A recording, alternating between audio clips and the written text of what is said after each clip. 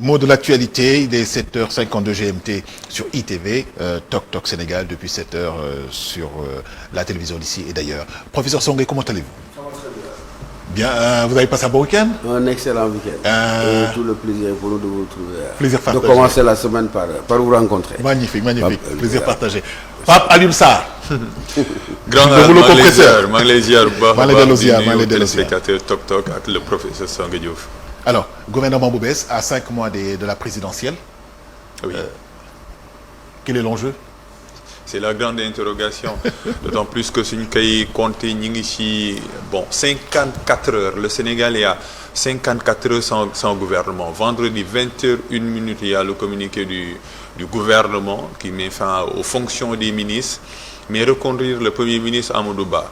20h01 le vendredi jusqu'à maintenant il est presque 8 heures le Sénégal sans gouvernement. Et on pose la question 5 mois benn gouvernement sens et contresens lan mooy njariñam wala est-ce que am na njariñ moo tax ñuy laaj loolu le professeur Songué Diouf. Professeur Songué Diouf ñi ngi doon xaarani remaniement mais réaménagement ministériel lay gën a nuru avec le premier ministre Amadou Ba. luñ téye premier ministre Amadou Ba parce que bi nga fi doon jógee da nga ni élégance républicaine voudrait qu'il démissionne. Le président jëlewu ko fi mu teg ko fi moom mu nekk candidat. Première réaction. waaw première réaction par rapport à li mu nekk candidat wala. lu mu nekk aussi premier ministre parce que. le lundi passé waaw da nga ni woon mënoon na woon lu gënoon mooy. mu dindi ko ci fonction premier ministre. waaw mais président bi daal di ko fiy tegaat. ci gouvernement bi yees bi nga xam dina ko tëgg. dafa mel ni président bi d'accord ak yow. waaw président d'accord la man parce que logique bi mu nekk la moom. xam nga moom dafa nekk ci logique boo xam ne c'est une logique purement politique.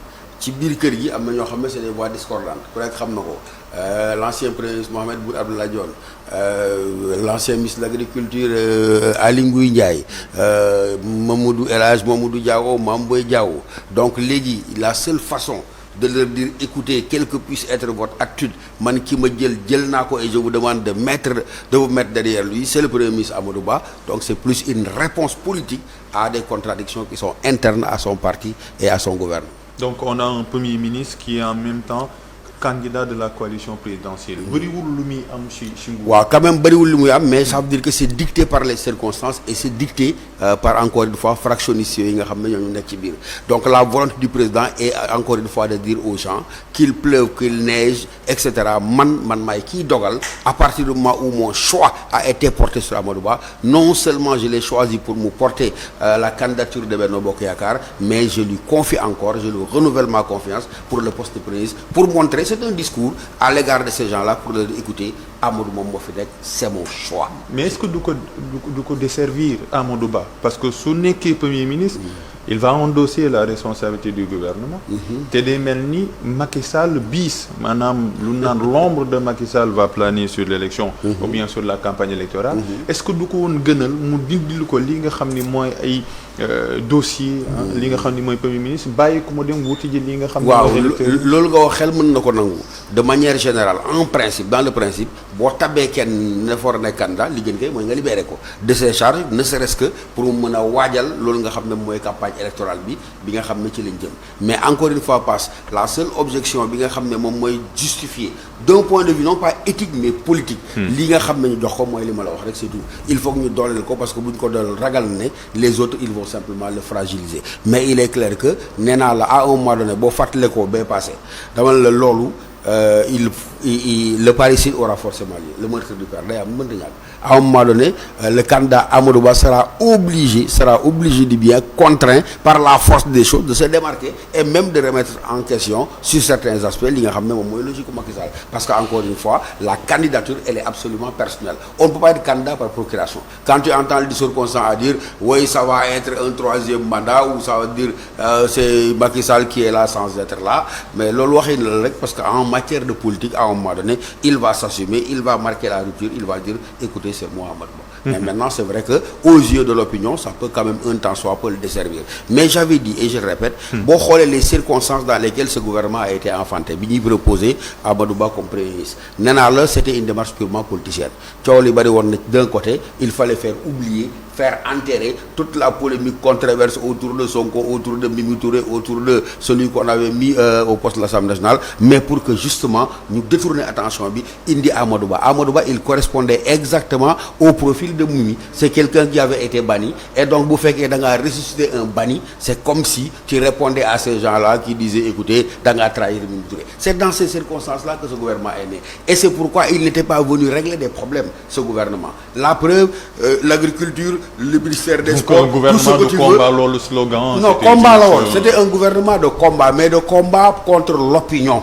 Parce que Boul Fatene, c'est un contexte dans lequel il y avait une certaine sagacité, une certaine agressivité, faisant que l'opinion était plus du côté de l'opposition que du pouvoir. Donc c'était un gouvernement de combat, mais non pas de combat pour les priorités des Sénégalais, mais de combat pour inverser la tendance de l'opinion, faisant que nous gommenons actuellement, en faisant un nouvel gouvernement, en élisant, en nommant un premier ministre dont on dit qu'il était travailleur mais qu'il avait été écarté, dans l'opinion, ça a forgé l'idée qu'on est venu véritablement pour travailler, alors que ce n'était pas ça. Donc, même aujourd'hui, à 5 mois, on fait un remaniement, le remaniement va dans le même sens. On va donner des moyens à des gens pour qu'ils descendent dans l'arène politique et se battent, mettre campagne pour pouvoir faire triompher. Donc, c'est un gouvernement politique qu'on aura. Mais il n'y aura rien d'autre. Enfin, pour le gouvernement politique, je ne vois pas la pertinence d'un remaniement. C'est juste faire en sorte que on choisisse des gens qui, entre guillemets, comme ils disent dans leur langage, vont mouiller le maillot, leur donner les moyens et les possibilités de le faire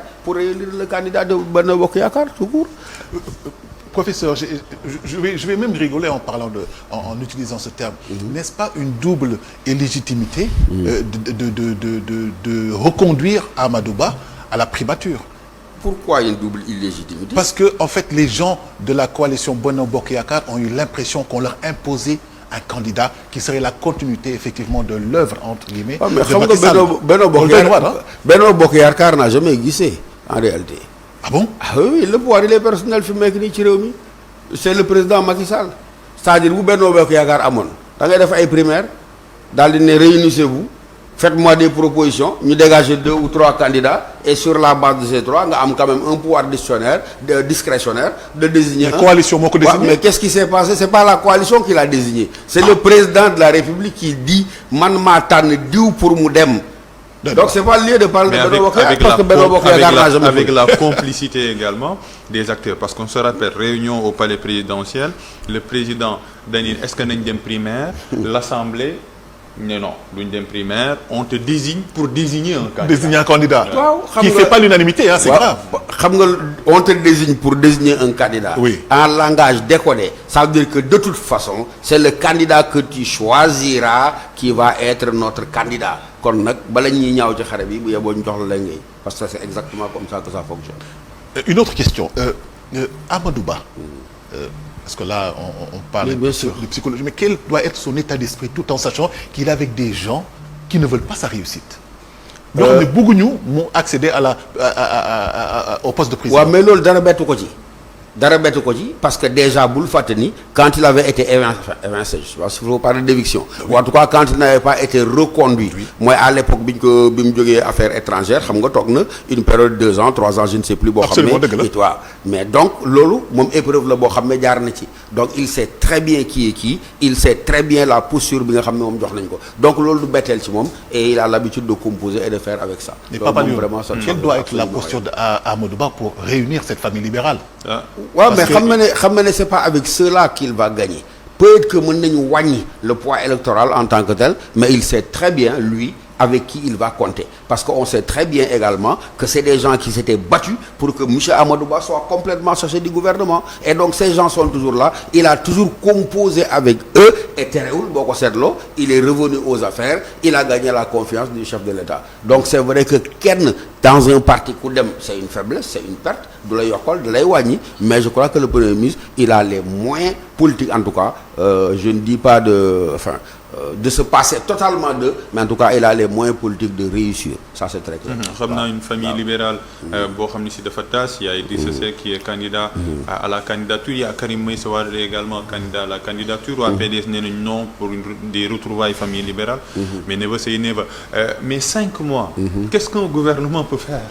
Il ne peut rien faire parce qu'il n'est pas venu pour faire quelque chose. De la politique. Il est venu justement pour continuer à expédier les affaires courantes. Et je dis, et j'incite, je souhaiterais vraiment être démenti par le profil de ceux qui vont être nommés, mais li ma gëm mooy c'est des gens qu'on va armer.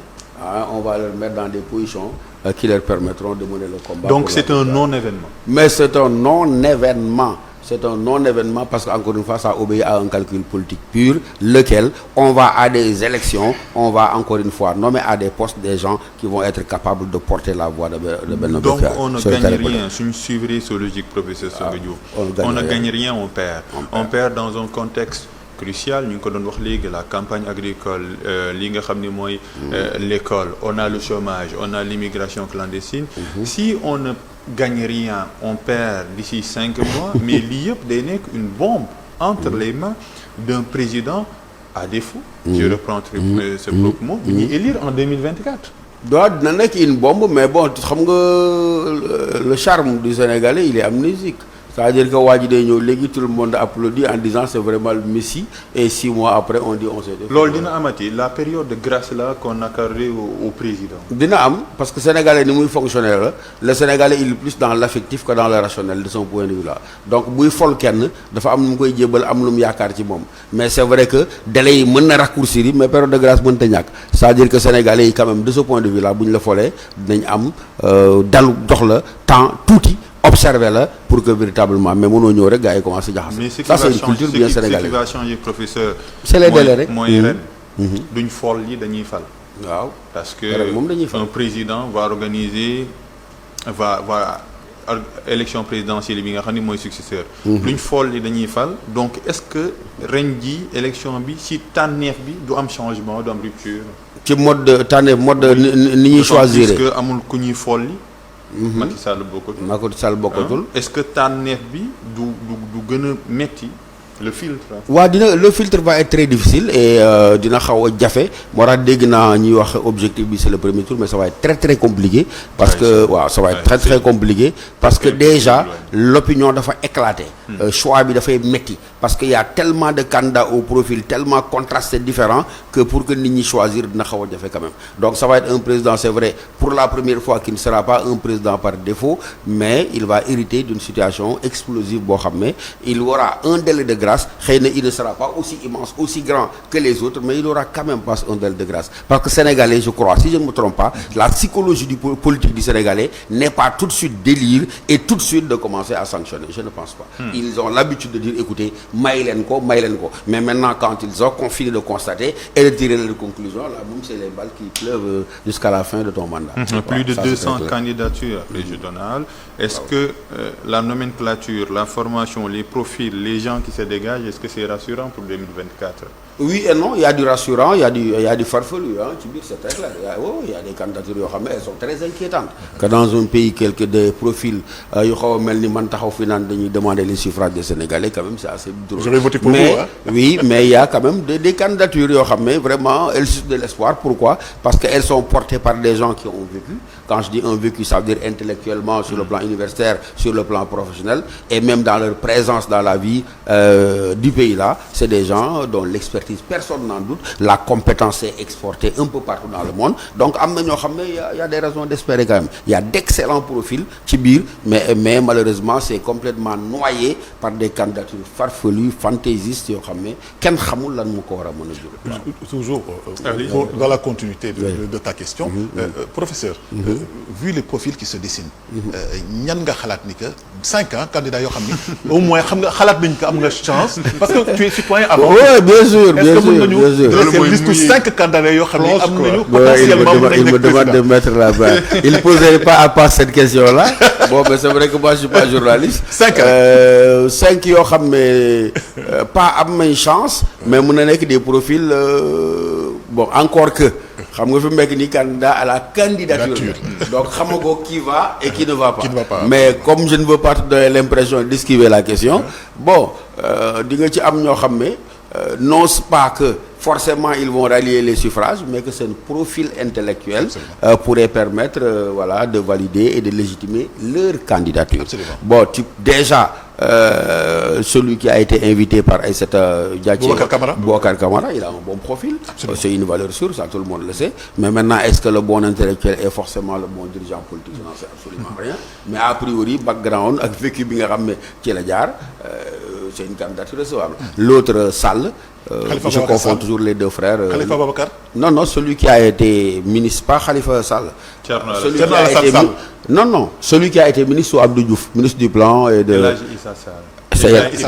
El Hadj Ibrahima Sall, hein. Donc kooku déjà intellectuel. Il a été limogé récemment à la place d'Omar Gueye. man ko bërki démb lañ ko dàq. bërki Omar Gueye. Il était dans. Est-ce qu'on parle du même Sall? El Hadj Ibrahima Sall, premier ministre du plan. Ah bon, d'accord. Lui intellectuellement, voilà, et son vécu, il a un profil. L'actuel premier ministre Amadou Ba candidat de l'APR, fi mu jaar waaw fi mu jaar son expérience de la pratique gouvernementale etc., la réputation d'homme intègre etc., c'est un bon profil. Qui d'autre également, parce que je suis un peu distant, man du mu kii. Khalifa Babacar Sall. Khalifa Babacar. Alassane Sall. Thierno Alassane Sall également, c'est un bon profil. C'est un technocrate, c'est un technicien. Mais maintenant, est-ce que ça fait encore une fois forcément à la pratique politique un bon dirigeant? J'en sais absolument rien. Mais Thierno Alassane Sall également a un très bon bagage. Non mais lu si gën a grave mooy les deux li ñuy wooye les deux cassettes politiques.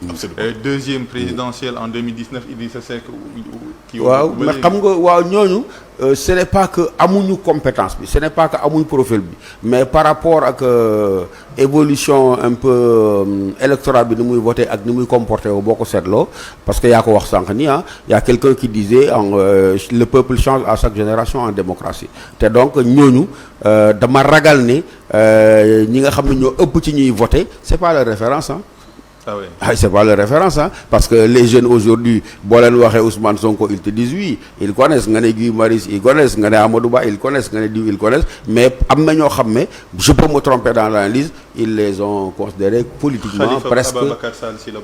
Khalifa Ababacar Sall, bon, je ne sais pas, mais moi je n'en aurais pas fait un favori parce que comme j'ai dit tout à l'heure dafa am loo xam ne da ko porté en termes d'héritage jaar ci parti socialiste et cetera. Maanaam c'est des gens dont on a l'impression que lañ mënoon jox réew mi entre guillemets joxe nañ ko et c'est des figures politiquement parlant, c'est des figures du passé. Je suis dans l'analyse bu ma kenn mere. Je considère qu'ay Idrissa Seck ay Khalifa Ababacar Sall, est-ce que objectivement leur poids politique fi mu nekk nii am na solo boobu ak dayoo boobu? Vraiment j'en doute fortement. Oui, il y a docteur Abdourahmane Diouf également. Waaw, ça je l'ai oublié. Abdourahmane Diouf, j'ai oublié. C'est un génie politique, enfin pas un génie politique, un brillant esprit. Abdourahmane Diouf. Ouais, oui, un brillant esprit. Excellent. Un brillant esprit, un excellent profil.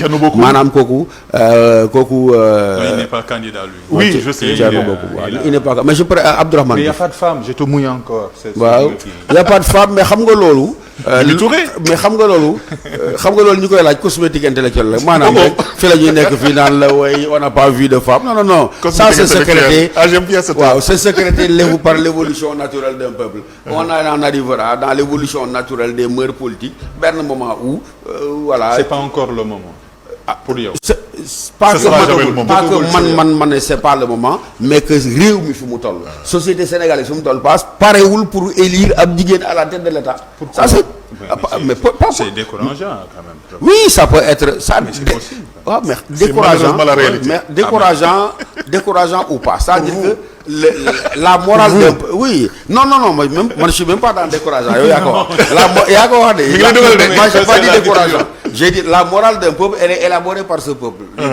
Donc fi mu nekk nii j'ai dit li ma constaté sama bopp mën naa jum encore une fois dans l'analyse, c'est que le Sénégalais n'est pas même mentalement prêt à porter ses suffrages sur une femme. Pour quelle raison vous avez dit? Mais pour 1000 raisons, les pesanteurs culturelles, contre lesquelles maintenant il faut se battre pour qu'on en arrive à une évolution boo xam ne mais le mérite n'a pas de genre. Oui, c'est pas même moi, la fonction présidentielle. C'est pas moi qui parle. C'est le peuple. Oui, c'est pas moi qui parle. Je constate, j'ai dit, je peux me tromper, que les Sénégalais ne semblent pas prêts à élire une femme à la tête de l'État pour 1000 pesanteurs à la fois culturelles, à la fois traditionnelles, à la fois religieuses. Ça, c'est des pesanteurs qui sont là, j'ai dit, contre lesquels il faudra se battre pour que progressivement, on en arrive à écarter cette discrimination qui n'a aucun sens, mais qu'encore une fois, on ne décrète pas la morale pour un peuple. On constate que ce peuple a cette morale qui, maintenant, la morale, elle évolue. celle d'hier n'est pas celle d'aujourd'hui. Merci les beaucoup, valeurs Pape. d'hier ne sont pas celles d'aujourd'hui. Bonne chance. Souhaitons vivement. Bonne chance à toutes et à tous. waaw souhaitons vivement. Mi ngi un ñuy monde jaxase où il n'y a pas de description. merci Pape Alioune Sarr, C'est merci moi, professeur c'est moi. Songué. Merci. C'est vraiment un Merci. pur moment de délice, d'échange. Nice. Merci à vous. C'est moi. Jërëjëf. Merci. À demain. À demain. Merci Professeur et au Songué, à la plaisir semaine de vous prochaine. retrouver la semaine prochaine. Voilà, c'était mot de l'actualité avec le professeur Songué. Effectivement, à 5 mois des élections présidentielles, sens et contresens, nous en avons discuté de long en large, voilà. Et puis, dans un instant, le xibaar yi ci wolof ñu war a ànd ak Baba Ndiaye. Mais avant cela, la pub